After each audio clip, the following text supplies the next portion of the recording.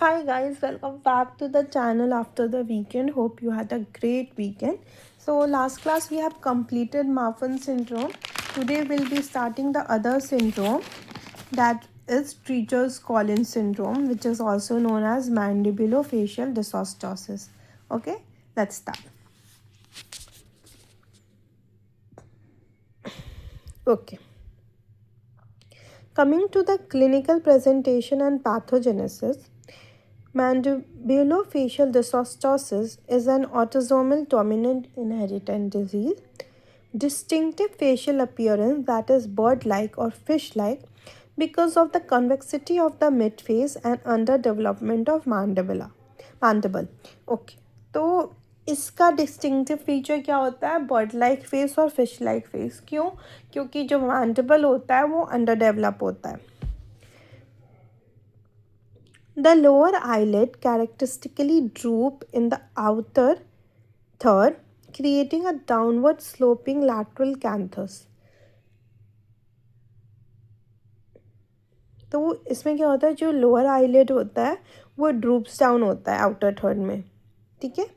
The cheek prominence are flattened as a result of hypoplasia of zygoma and the pinners of ears are deformed. तो mandible का तो under development होता ही है, लेकिन जो जाइगोमा bone है उनका भी हाइपोप्लेसिया होता है. और उसकी वजह से क्या होता है, जो चीक प्रोमिनेंस होता है, क्योंकि वहाँ पे जाइगोमा होता है मेनली, तो जो चीक प्रोमिनेंस होता है वो फ्लैटेंड दिखता है और जो पिनर्स ऑफ ईयर्स है वो डिफॉर्म्ड रहते हैं.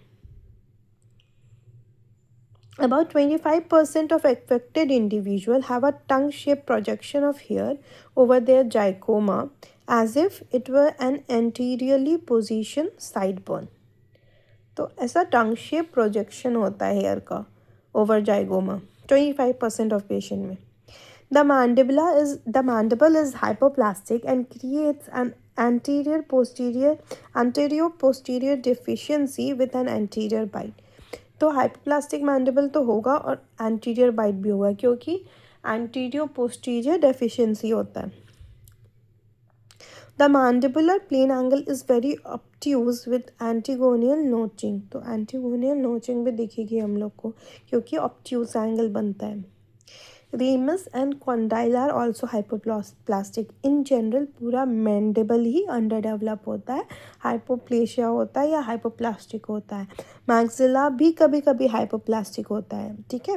Maxilla is also hypoplastic but means show a posterior vertical maxillary excess. Hypoplastic maxilla तो होता है, लेकिन पोस्टीरियर वर्टिकल मैक्सिलरी एक्सेस दिखता है with widely spread teeth and a highly arched palatal vault.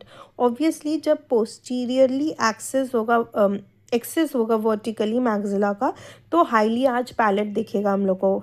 ठीक है. And there will be a wide spread teeth in maxilla. तो ये जो ऑक्लूशन होता है या जो माल ऑक्लूशन होता है, it is called scissor type of malocclusion with rotated and lingually tipped teeth. तो टीथ क्या होते हैं, रोटेटेड होते हैं या लिंगुअली टिप्ड होते हैं, इसलिए इसको सिजर टाइप ऑफ मालक्यूशन भी बोलते हैं. Okay. Vision is normal, prominent anti-mongoloid slant which is prime recognition feature of this syndrome. तो विजन तो ठीक होता है, लेकिन एंटी-मोंगोलॉइड स्लैंट दिखता है which is very prominent in this patient. And मतलब 75% of Treacher's-Collins syndrome patient have this anti-mongoloid slant. Eyelashes medial to coloboma are absent. और किसी किसी केसेस में eyelashes medial to coloboma are absent. Hearing is abnormal. Conductive hearing loss is found due to sclerosis of the middle ear ossicles with fusion. तो क्या होता है, hearing तो abnormal होता ही है और कंडक्टिव हियरिंग लॉस होता है. उस क्यों होता है?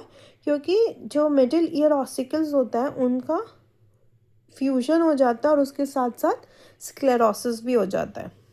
Okay. Okay, that's all for today. We'll be continuing this in the next class. Till then, like, share, subscribe, and comment. Bye.